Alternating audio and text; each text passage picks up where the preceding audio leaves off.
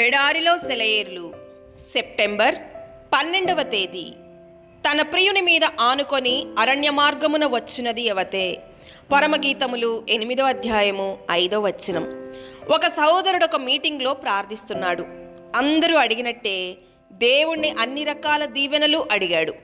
అందరూ చెప్పినట్టే తనకు ఉన్న ఆశీర్వాదాల కొరకు కృతజ్ఞతలు చెప్పాడు. చివరిగా ఒక అసాధారణమైన విన్నపాన్ని కోరుకున్నాడు.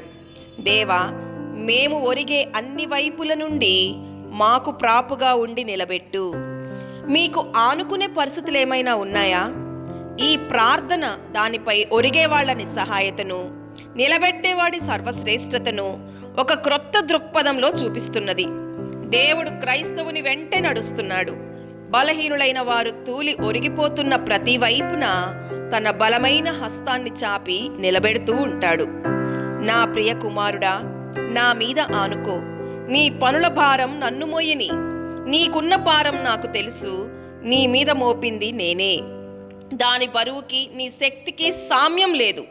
నీ మీద పెడుతున్నప్పుడే అనుకున్నాను నేను అతనితో ఉంటానని. అతను నాపై ఒరిగితే అతని భారం నాదే. నా కౌగిట్లో ఉంచుతాను. నీ బరువు నాపై వెయ్యి, సంకోచించకు. ప్రపంచాలను మోసే భుజాలు నావి. నా దగ్గరికి రా, నీ భారం నాకియ్యి. నా ఒడిలో విశ్రాంతి నొందు. నన్ను ప్రేమిస్తున్నావా? అయితే సందేహించకు. నాపై భారముంచి ఒరిగిపోవడమే నన్ను ప్రేమించడం. దేవుడి మాటలను దీవించునుగాక. ఆమేన్.